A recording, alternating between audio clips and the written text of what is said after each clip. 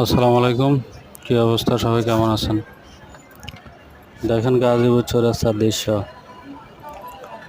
Main রাস্তার উপরে কাঁচরা ফেলা রেখেছে, মানুষ হাঁটতে পারতেছে না। হাঁটতে বলে নাকে হাত দিয়ে কাপড় দিয়ে হাঁটতে হয়, মানুষের এই দুর্গতি চলতেছে। এই কি পরিস্থিতি! আশেপাশে মানুষ সকল ফুটপাতে দোকানদারি করতেছে, ওরাও ঘরের জন্য দোকানদারি করতে পারতেছে না।